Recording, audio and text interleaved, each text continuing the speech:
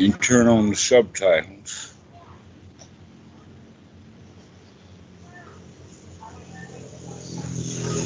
All right, so now ask your question again. I was wondering how the typical quote unquote career goes. Like how many talks will you typically have with a student before you kind of send them on their way, so to speak? Actually, I don't think I've ever sent any student on their way. They kind of drop off at various points along the way.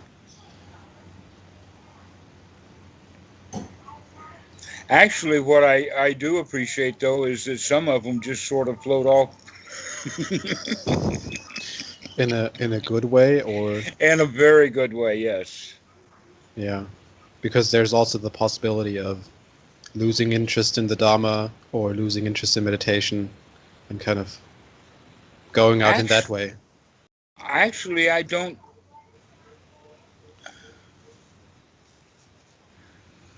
don't see that nearly as dangerous with the way that I teach as the way that it's taught, where the students, through no fault of their own, other than their own bad habits, create more suffering out of their practice than they relieve, and that happens, and that's the real danger. Once the student begins to recognize the benefits of the practice, uh, that they will then continue on with it, and that there are several milestones, and that some of those milestones can be reached the first hour of meditation practice. And then some of those milestones, actually all of them, need then to be reinforced and reinforced and reinforced. It's not only is there a track to go around, but we need to go around that track quite a lot because uh, we have already been around the track of generating a lot of bad habits over time. And Yeah. so we re and we revisit things and remove a few things along the way and add new things along the way. We remove unwholesome and start adding more and more wholesome. So, if that is in fact happening for the student, then they'll continue with their practice even though they give it a rest from time to time. They'll come back to it. It's only when the student is doubtful about the value of the practice, Yeah. and that value will, or that doubt will be there no matter what, no matter how good or bad the teacher is, or the way he teaches, or anything like that, is not the issue. The issue is when the student gains confidence for himself that he, in fact, can come out of a hindered mind into being here now.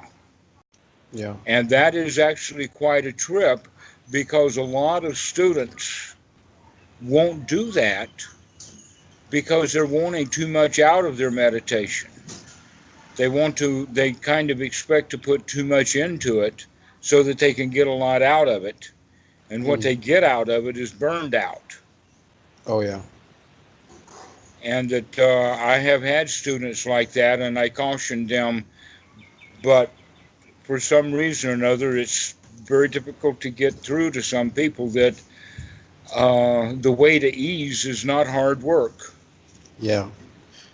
That sounds way more obvious than it is, because I've found myself in those situations, in those states of mind frequently before.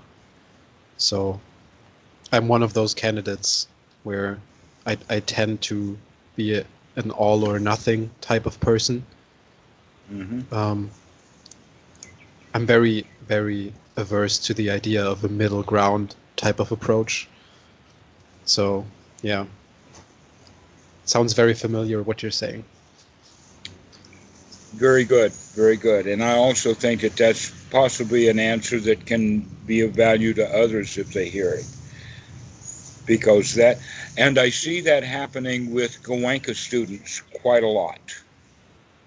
Okay. that they're not getting out of it. And that may be, it certainly happened for me this way, that it seems that the path to Buddhism by necessity has to run through Hinduism.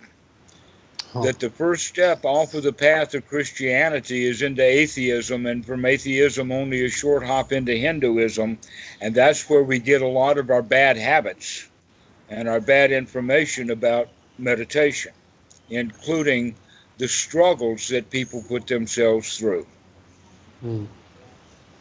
and call it attainments, and having people want it and whatnot. So you can see then that, uh, and not only that, but it fits very well within the society that we live in, because of all of the ramifications that we have of the expectation of performance. That if Yeah. you're going to get along in this society, you're going to have to perform up to the standards that people expect of you.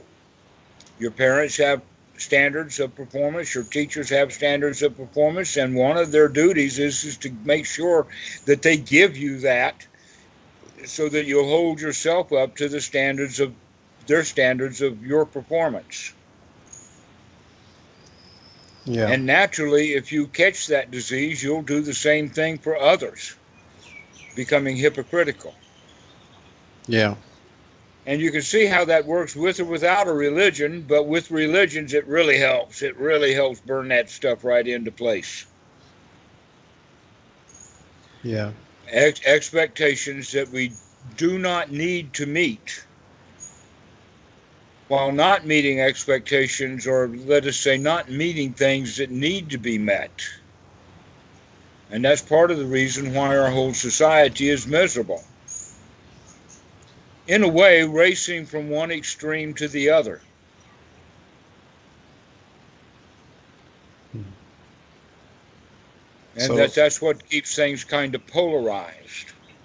mm, yeah, for me, I see that a lot in the job market where, I mean, performance is everything, right?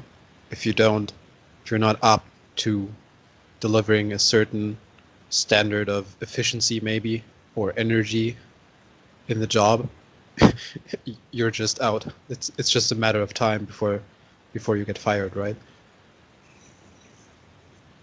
Let us hope that you waltz out before you get dragged out.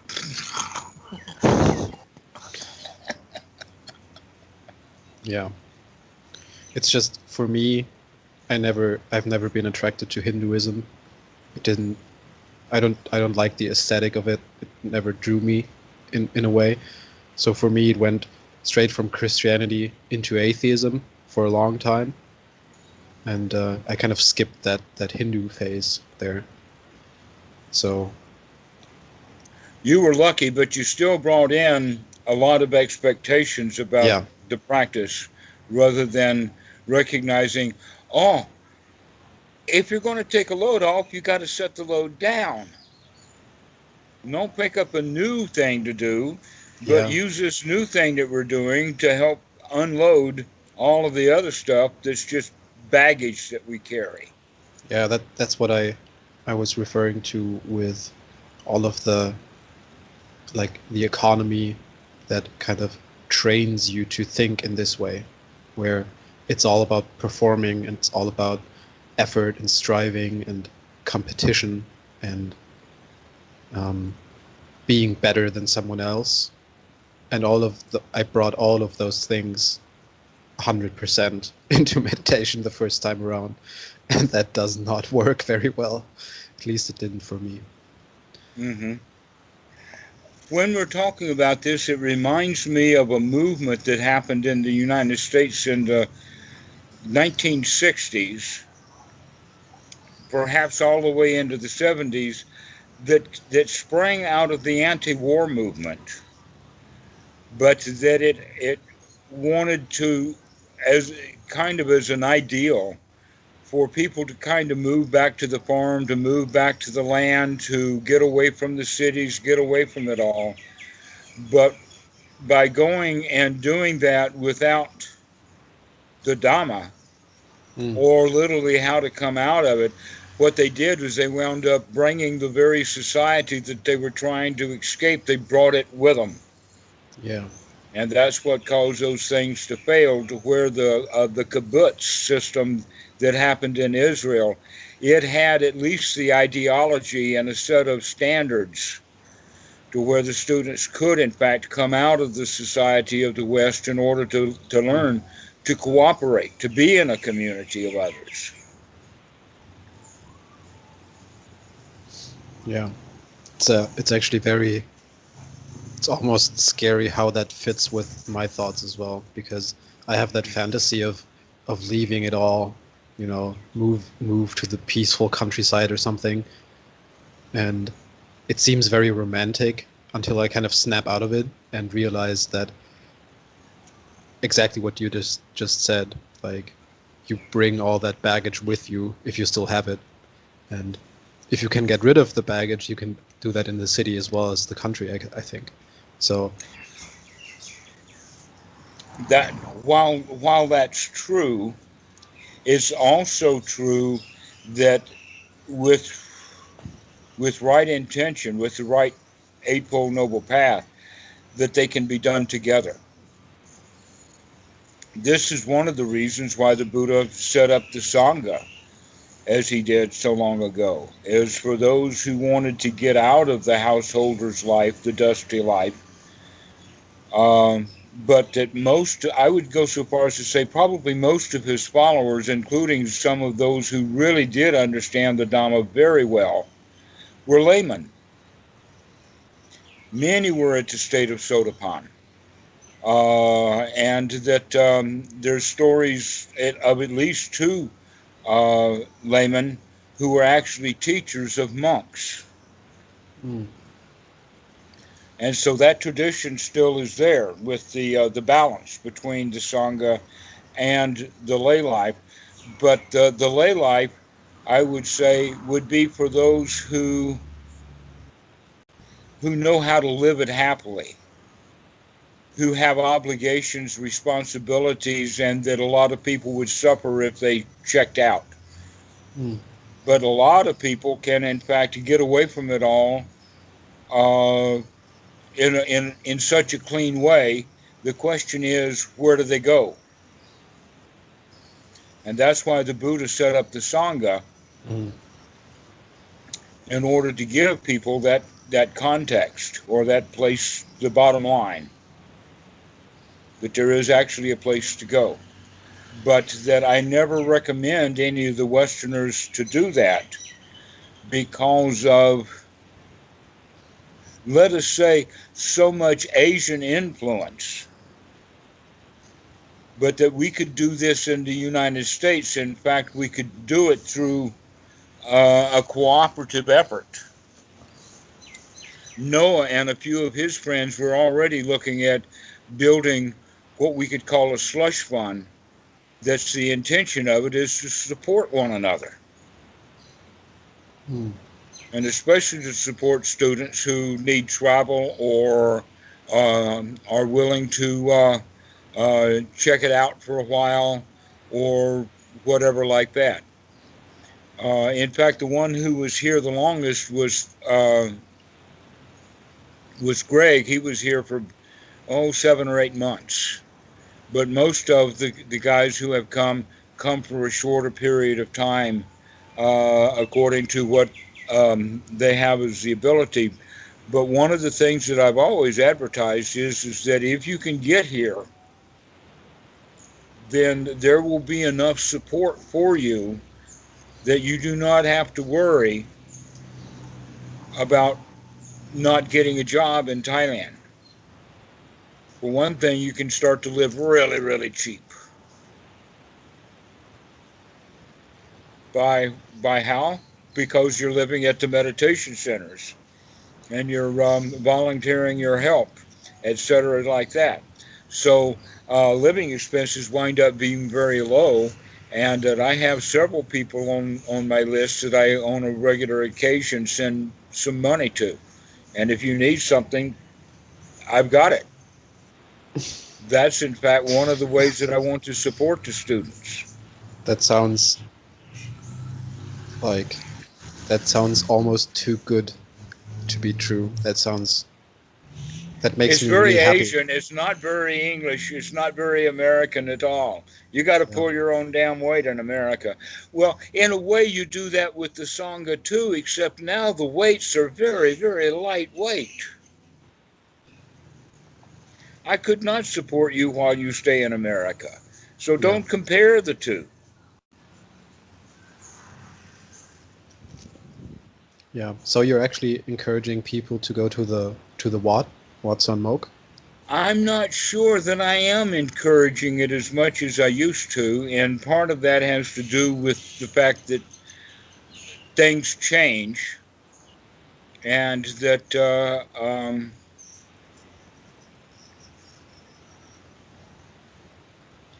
a couple of students have had less than the best experience. And so for that reason, I have slowed things down. But in fact, both of those same students have gotten over it.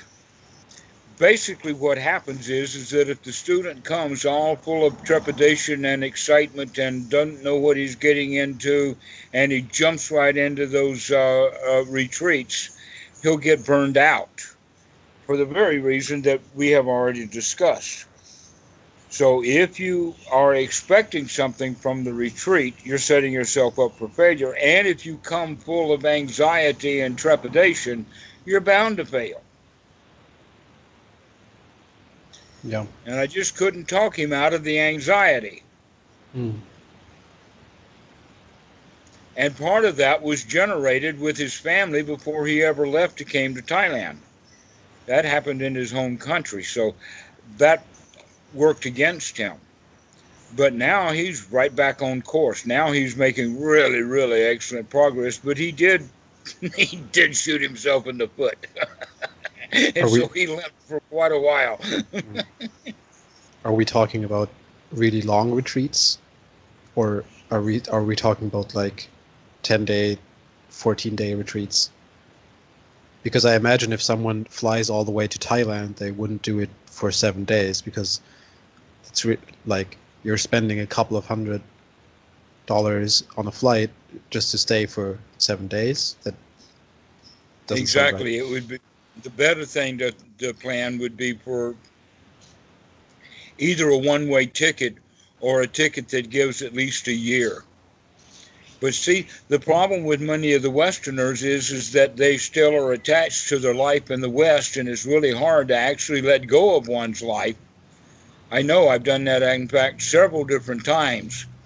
And if it hadn't happened the first time, I may have not ever been able to do it again. But the first time it happened to me was when I was working for IBM and had already bought a house and had all of the musical instruments from my childhood, all the electronic equipment I could stuff into the house from all of my salary, etc., like that. Huge, nice place, burn right to the ground, lose everything, got nothing but the clothes I'm wearing. Even lost one of the cars in the garage. It just went all the way. So if I had not had that kind of experience of being able to get along without anything, and a lot of people have to do that. You either have to have very little to give up, or you may in fact have a lot of regrets. Mm. That in fact, as it turns out, one of the regrets that I still have, at least enough to bring it up, it happened after that occasion. And the item that I'm talking about attached to was a BMW R69S. It Yeah. was like the stiffest. I think I might have even mentioned that before. I've sent it to Yes. somebody or another.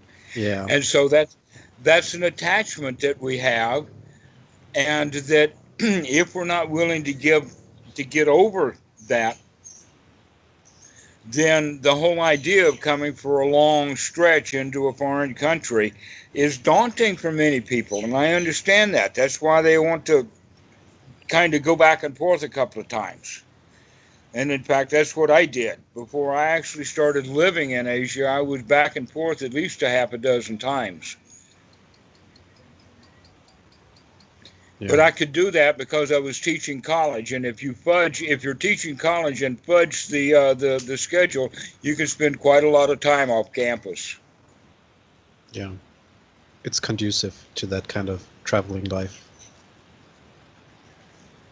So yeah, and also it was really easy to give up a job that didn't pay much. Well, I guess I'm lucky then. Um, yeah, I was wondering, do you think there's any value in trying to um, provoke that kind of giving up process, even though you're not leaving? Like, I've got this idea in my head where, I mean, the thing that happened to you where your house burned down and you lost everything, I have this idea in my head of kind of voluntarily going through something like that. I mean, not to that extent, but I'll send you a book of matches. yeah. I'm more talking about, like maybe selling some stuff, giving some stuff away.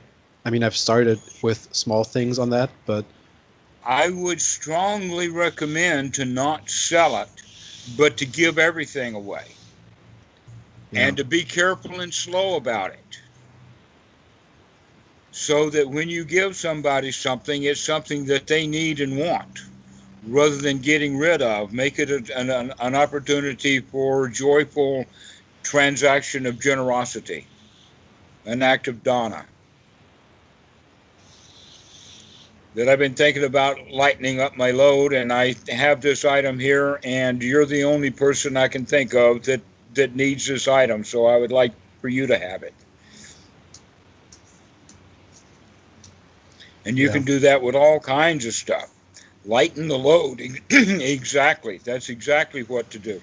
Now, in fact, that fits in precisely with Bhikkhu Buddhadasa's idea about becoming non materialistic. And it also fits exactly in with the Buddha's idea about the four requisites. That almost mm, all the stuff that you're talking about of giving away, in fact, don't even fit in with the four requisites, the things you actually need. You don't need any of that stuff. yeah, The only thing you need to do is look at how you feel when you give it, so that when you get rid of it, it's a good feeling rather than, oh, I don't want to get rid of that. yeah, So make everything a joyful endeavor, to be happy to get rid of it. yeah, Because otherwise, later you'll regret.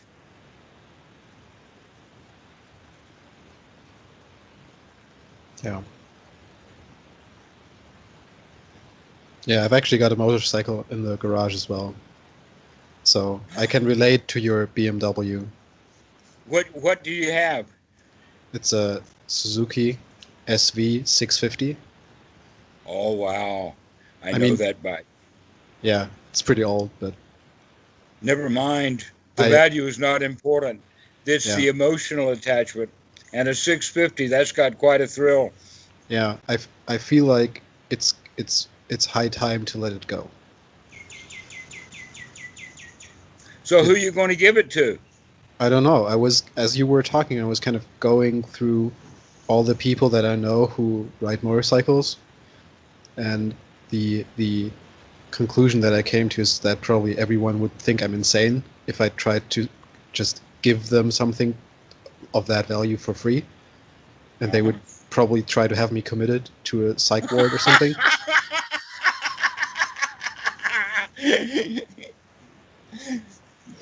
You underestimate the power of generosity. Yeah.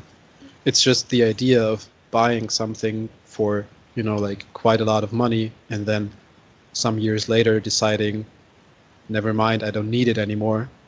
I'll give it away for free. That's Hmm. so extremely counterintuitive to almost everything that at least my society stands for or is based on. Yet, in a way, if you think about it, almost all of human history has been the other way around. Mm. Partly because of death, that people gave stuff away at their own death. People know that it was going to happen. When people go into battle, they talk about who gets what. So they're thinking ahead. The power of the will. But you see, now we have been capable of having life last so long that very few people think about what's going to happen to all of Dad's property. And in fact, many times Dad don't got nothing anyway. So they don't think about it like that. But if you think about it from the fact that that is what uh, precedes and is a better method or a better system, it's only after money was invented, and money hasn't been around for very long, that in fact the whole idea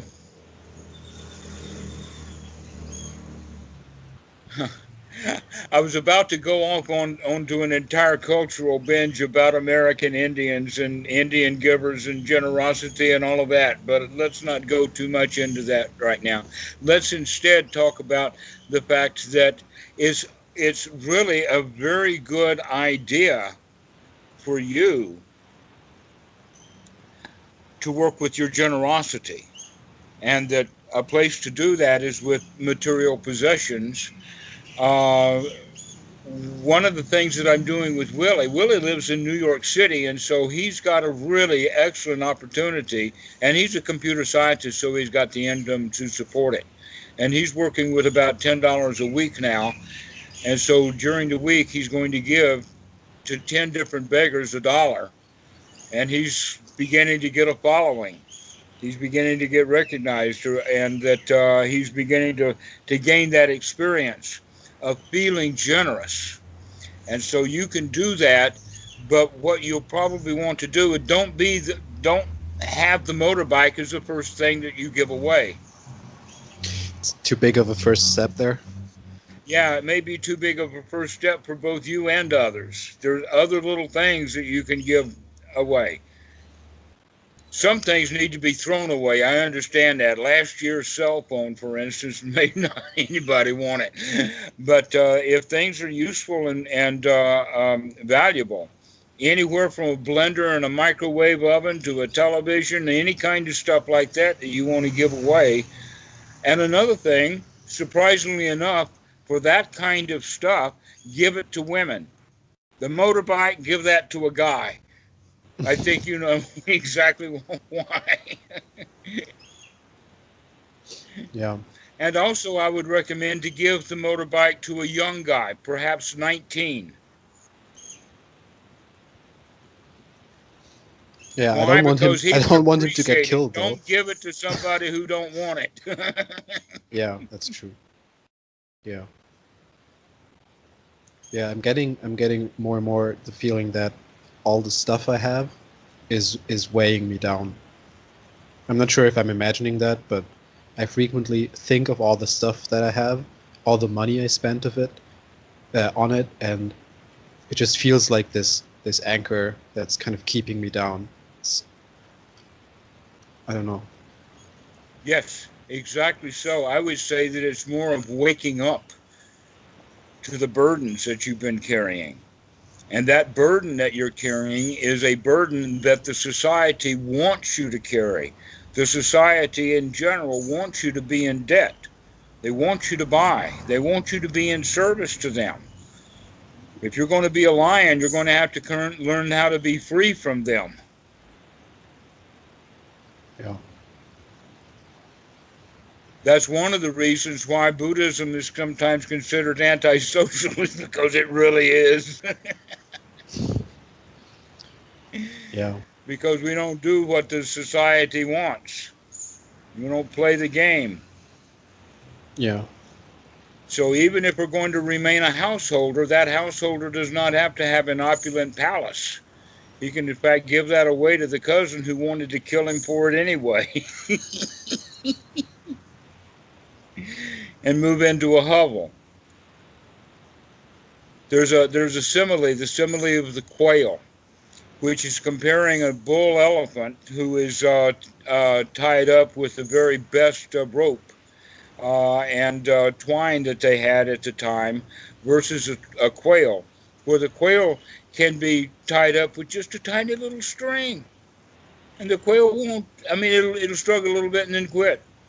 But that Yeah. bull elephant, he will struggle, he will pull, he will stand in such a way that he can swing that leg back and forth, and every time he reaches the extremes, he puts more stress on that rope until he finally breaks it, or the knots or something will pull off, and he can become free again. So that's exactly what society has done with you. They've given you all of these things that have tied you down in ownership. Yeah. Yeah, it's especially obvious around this time of year where it's going on Christmas, and actually my I had an interesting experience regarding the whole materialism thing. My phone broke, so it legitimately just quit working from one second to the next. I tried to fix it, couldn't. Talked to some people who were knowledgeable, told me there's no way to fix it. So I had to buy a new phone, but I was away for 3 days, and kind of had to wait to get home to try to fix it. So I was without a phone for about 3 days, which is probably the first time that has happened to me in the last 15 years or something. And it was actually really interesting because partly it was a real relief not to carry a phone. So I'm referring to a smartphone around with you all the time. It was like I was feeling like my front pocket in my pants empty, where it would usually be, and it was kind of relieving for nothing to be there that I could forget about, or the absence of it was actually nice. And then I kind of started thinking about, can I get away with not buying a new phone? Can I somehow make that work? And sadly, I think I can't, because I just need it for too many things. But I would have loved for that to work, to just not have to buy a new phone. Yeah. I imagine that there's probably 250,000 people in the United States struggling with that exact same thing exactly this year. Do I replace that dead cell phone or not? And they'll probably come to the conclusion they have to, but weighing things out like that is the right way to do it. That it actually takes a time like that. That normally with the cell phone, we don't really think about, do I need it that much or not? It's only when we lose it that we have to put it under the microscope and inspect it. Yeah. So that's a good thing to do, is to recognize that perhaps you don't. Yeah. It's one That thing that I perhaps you really don't. noticed. One thing that I really noticed was when my phone had died for those like 3-4 days maybe, I would have these moments where I wanted to reach for it in certain situations, and just this impulse came up to look for the phone and look at it and see if something, like maybe I had new messages or something, and then this realization would come that it doesn't work, I can't, and I would. It was actually it showed me how dependent I am on it, even though like that's really obvious, but these these tiny moments were so pervasive, where they would come up really really frequently, and it was actually nice to be free of that for 3 days, because by the end of it I was pretty used to it, and I actually I have to be really careful not to get sucked into that. And That's a very good story. I like that a lot.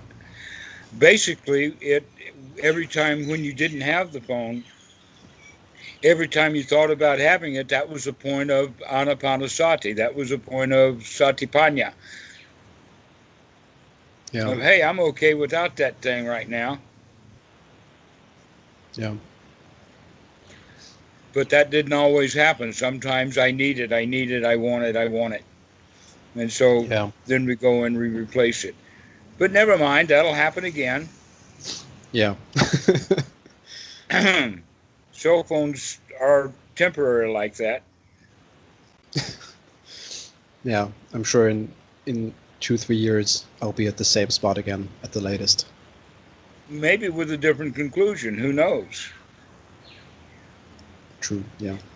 All right. So I really like the idea of starting to do practices of generosity. That generosity, in fact, is Buddhism is literally riddled with the bullet holes of generosity. It's one of the paramis, for instance, and I see it as part of one's power, the power of a lion. That the winner, the lion, is the one who is capable of compassion and taking care of others. The lion is the one who's capable of generosity. The wealthy one is the one who's capable of generosity. The Scrooge is the one who cannot be generous, no matter how much money he has. In fact, the greedy wind up being greedy for more money, thinking that greed is going to bring happiness, and it doesn't.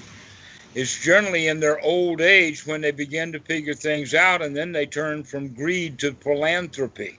And that's happened in so many cases in the United States, including Bill Gates at a more recent level. He's gotten far more joy out of the good things that he's done recently than he did when he was robbing IBM by selling them a DOS he didn't own. But that's an old story. Yeah.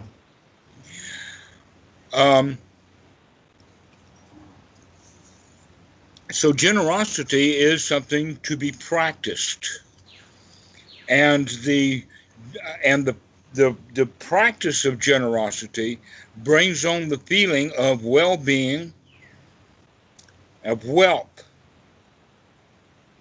of being satisfied that there is not only enough for me to take care of myself, but there's enough for me to also have something overflowing without having to worry about it.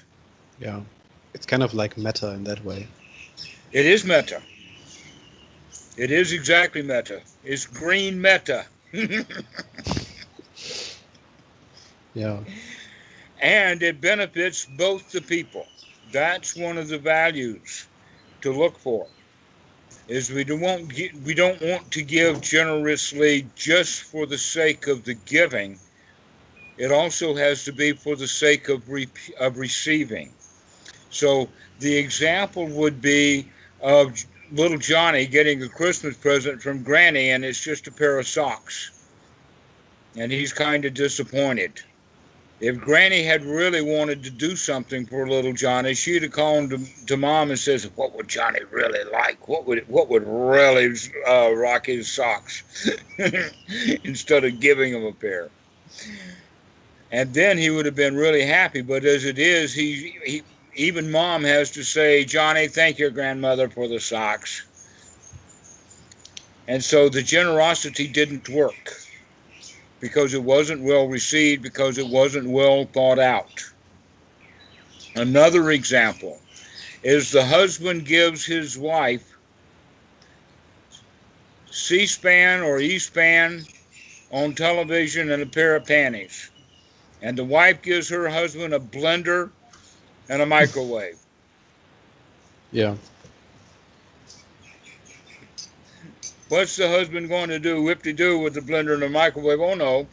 And in fact, if you look at it, those two are following Jesus' golden rule exactly. Give unto others, or render unto others, or no, treat. It's I do know. unto others, right? Yeah, do exactly. Render is with coins and Caesars and all of that, but do unto others the way that you want to be done.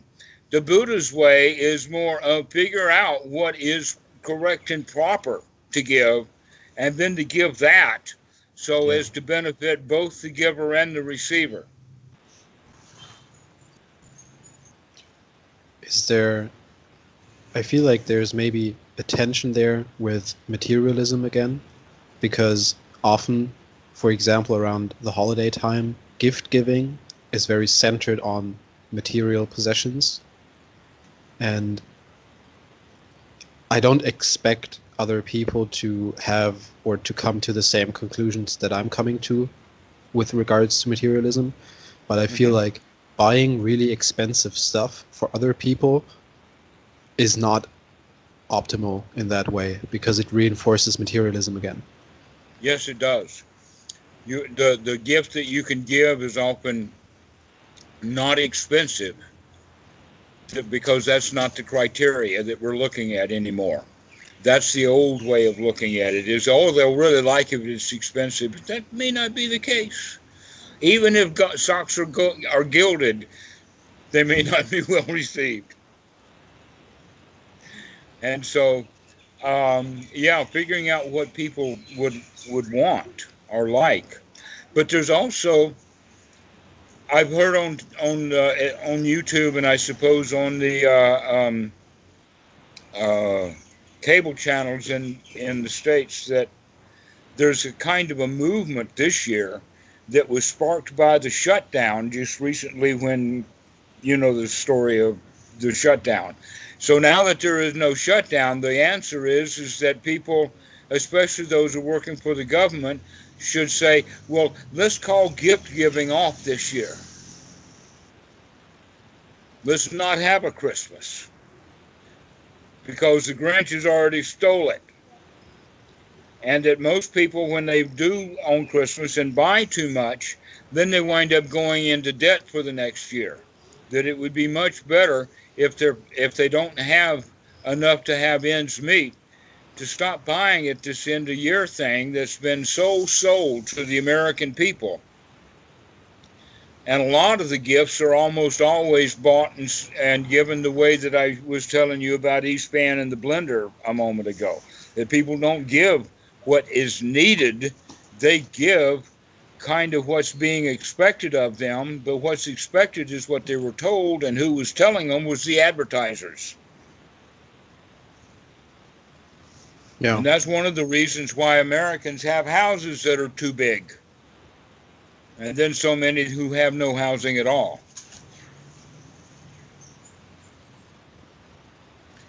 And so the idea of opulence or bigger and better and all of that, we can take a U-turn to that and come back to the Buddha's way of just the requisites, just the basic necessities, and then we're free. We're free from wanting things that we can't afford, and we're free from having to pay for the things that we bought that we didn't need. Yeah. Yeah. Also, one really nice upside to that is you don't have to work as much. If you don't spend as much, you can use more of your time, maybe around the Dhamma, maybe in the Sangha or something. Exactly. Instead of, a lot of people, it sounds, are working 2 and 3 jobs to make ends meet. They need to have not such heavy ends to have to meet, so that they could work with one job and have the rest of the time off. Thank you very much. It would actually be easier to be poor and happy than it is to be working 2 and 3 jobs. I don't know why people are doing it like that. I know wages are low, but Yeah. I guess people have gotten used to a certain lifestyle, and then they won't give that lifestyle up, even though they actually did give up that lifestyle when they took that second job. Yeah. I mean, I don't really feel qualified to talk about the situation in the States, but at least over here in Germany and in the rest of Europe, one of the problems is that rent is really expensive in many places, especially cities. So if we're talking about like capital cities of Europe, like London, Paris, Berlin, these sorts of cities are incredibly expensive, to the point where it's easy to spend over €1,000 on rent per month. That's not hard at all, and you're not getting a luxury apartment or something. You're getting a 1-bedroom flat or something. Mm-hmm. So, yeah, living's really expensive in some places. So the question is, in that regard, um, if one were to move to a place where the rent was lower, what would be an easy way to do that? What's the easy way? Because sometimes not living in the central city, it depends upon the work and whether or not you're attached to a particular job or not. But one of the things that the Europeans do not have, that the Americans have had, is a systematic long-term destruction of the family. The only time that I see that happening was during the Reformation in with the Catholic Church and the Protestants, that did break up the families. But in America, the very idea of the Pilgrims of leaving Europe because of the oppression of the Reformation, and then they come to America, and now they're in war with England. And then the next thing, they're at war with themselves. And then the next thing is that it's gung-ho to the West. And every one of those things had the quality of the destruction of the nuclear family. Then the 1930s come by, and then the Dust Bowl, and everything that happened over time. It's like every generation in the United States, they ran into things that busted up families, making brother against brother, father against son, etc. Eventually, we do that now with jobs, in the sense that when a job is offered in a distant place, we don't even give much thought to the family and whether or not we're going to bust up the family. Is heck no, I'm going to take the job. Bye, Dad. We'll see you in 10 years or whenever we see it again. All right. That doesn't happen in Thailand at all. Mm. The nuclear family is really, really important.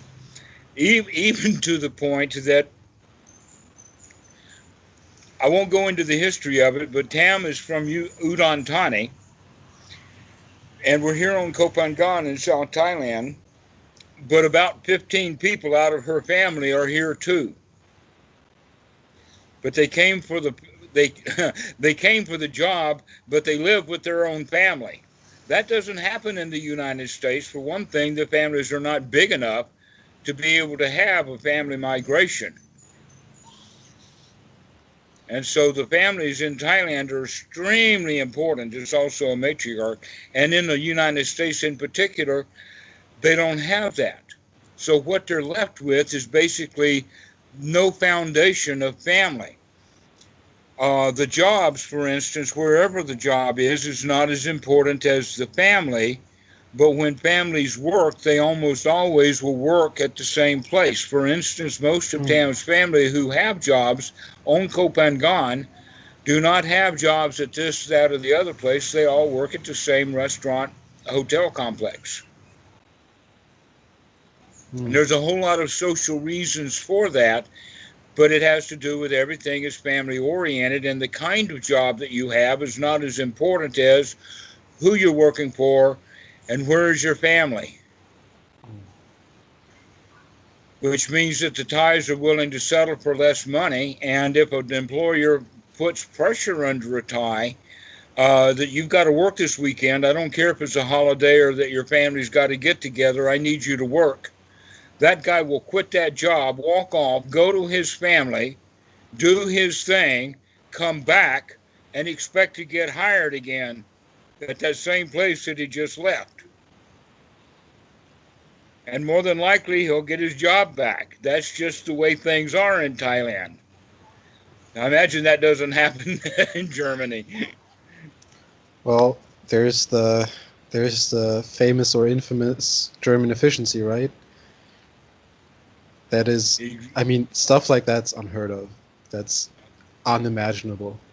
And I'm not exaggerating there. It's, yeah, you would probably get fired, and anyone who heard about that story would not hire you, even years later. That's that's just really contrary to the mentality here. So the point's well made then. Look at the society and how they keep people trapped. And so I can appreciate, with you living in that society for your whole life, that coming and living in a different society, one that's built in friendship and taking care of one another and family and all of that kind of stuff, just doesn't feel right, because we've been living in a Western competitive society rather than an Eastern cooperative society. Very interesting. And so that's also, Bhikkhu Buddhadasa talks about it, in the sense that, in fact, one of the things that he said is that people should not try to change their religion. They should learn what their own real religion is really all about, and then do that.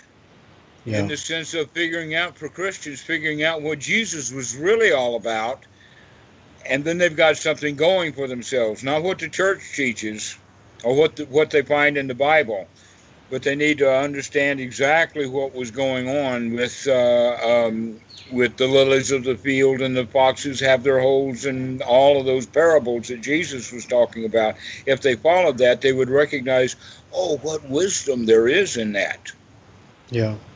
On another level, I've looked at, you've probably heard the word stoicism. Oh, no, I don't think so. It is actually ancient Greek. And it's did you mean Stoicism? Stoicism, exactly. If you look at that stuff, you'll say, wow, they must have talked to a bhikkhu or two to come up with their stuff. Yeah. It looks just exactly like the teachings of the Buddha. Yeah. So in that regard, what Buddhadasa was talking about is that at the roots of the religion will be the teachings of the Buddha. It's only when it's gone wrong because of tradition or not being able to answer questions correctly. Instead of saying, I don't know, they make up an answer. I think that's where most of religion comes from, is when little Johnny asks questions that Uncle Billy don't have the answer to, and so he makes up a story, and 300 years later it's a religion. Yeah. I actually heard a very interesting interview just a couple of weeks back, and it was about Christian mysticism, and how many similarities there are with that to, for example, Zen, to where those two traditions have very many similarities. Mm-hmm. And as we said before, I had this really strong atheist phase where just mentioning Christianity would basically provoke me into making fun of you. But I'm still prone to do that. Yeah. But I don't have many Christians to practice on anymore. Yeah. I guess I just want to reinforce that point you made, that when you get right down to it, the basic mystical experience in Christianity is probably pretty close to what Buddhism is about, or the Buddha Dhamma. It is, especially with the concept of the morality of it. That's one of the components that most religions push. And in fact, the Buddhist religion pushes it a little bit too, with the concept of the precepts and the ceremonial things. But in the noble supramundane Dhamma, we've come to understand that all the rites, rules, rituals, laws, ceremonies, what have you, that man has ever cooked up, none of it has ever been liberating.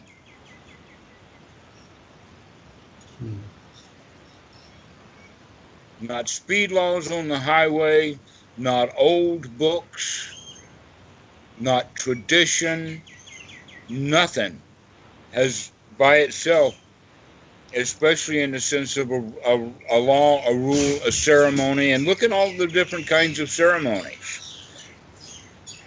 Christian ceremonies, chewing the wafer, drinking the wine, all kinds of these things are just ordinary.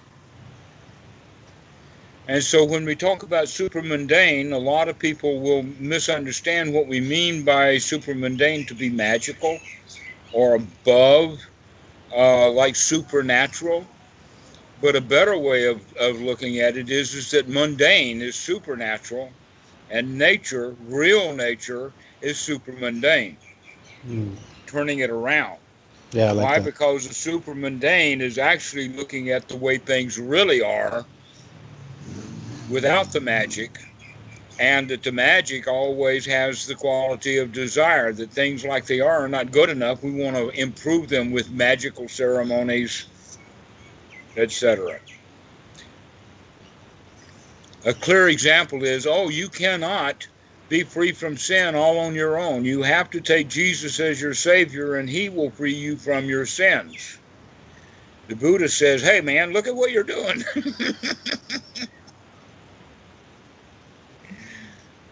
You can become free from sin by watching and stopping doing it.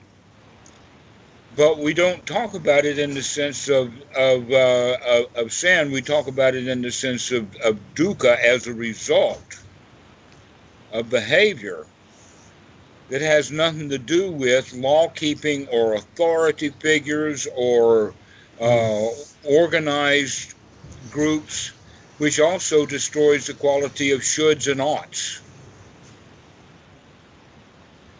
Yeah. And that what we do instead is substitute all of those laws with one law.